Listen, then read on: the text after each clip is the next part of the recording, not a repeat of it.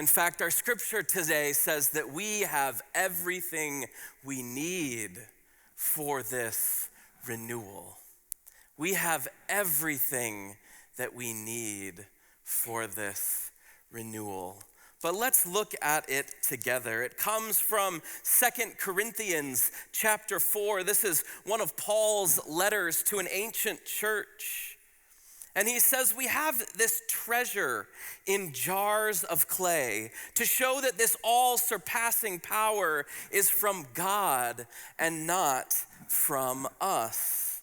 We are hard-pressed on every side but not crushed, perplexed but not in despair, persecuted but not abandoned, struck down but not destroyed. We always carry around in our body the death of Jesus, so that the life of Jesus may also be revealed in our body.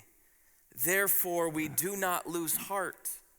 Though outwardly we are wasting away, inwardly we are being renewed day by day, by day, by day.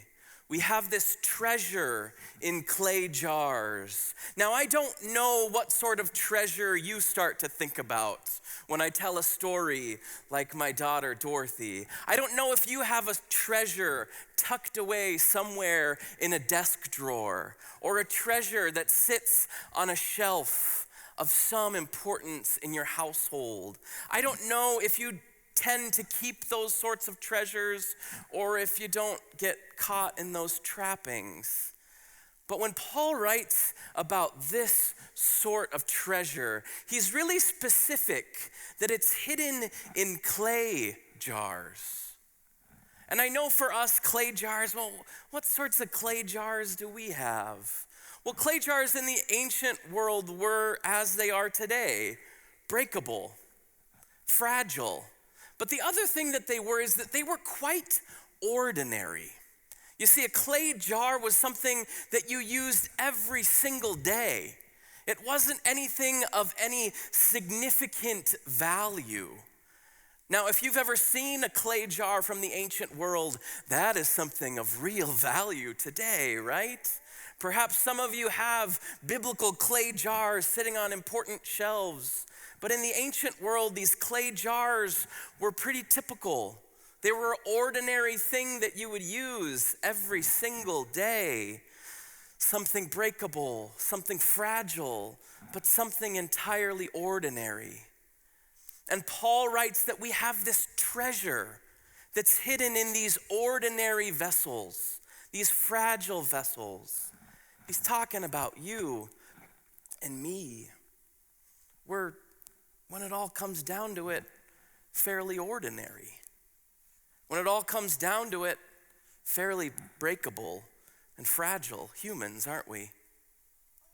But we have this treasure. Then he goes on to describe why this treasure is so important. Because we are hard pressed on every side but not crushed. We are perplexed but not in despair, persecuted but not abandoned, struck down but not destroyed. I don't know if those words resonate with you today, but I know they do with me. It feels like every single day there's something new that might push us to be perplexed, that might be pressing in on us from every side.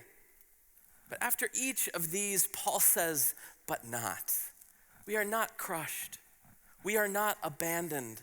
We are not driven to despair, and we are not destroyed. There is this call to a hope. We are indeed fragile. We are indeed breakable, but somehow God is preserving you and me. Somehow God is preserving this treasure that we hold in our bodies, in our breakable bones, in our minds that can be driven to sadness and sorrow and hopelessness and yes, even despair, that somehow in ourselves God has a treasure. But what's this treasure? That elsewhere it says neither moth will eat away or rust will destroy. What is this treasure? Let's read on. We always carry in our body the death of Jesus, so that the life of Jesus may also be revealed in our bodies. This is the heart of it. This is the treasure that Paul writes about in every single letter that he writes. This is the treasure that the gospel of Jesus points to in every single page that we carry in our very bodies. The death of Jesus, so that we might also show the life of Jesus in our skin and in our bones. That's it. The mystery of this Christian faith and life, that's what it all comes down to. Because at the end of the day, renewal isn't something that we can purchase or reserve or make a payment upon. In fact, renewal is the day in and day out life of following Jesus, the one who died and was risen.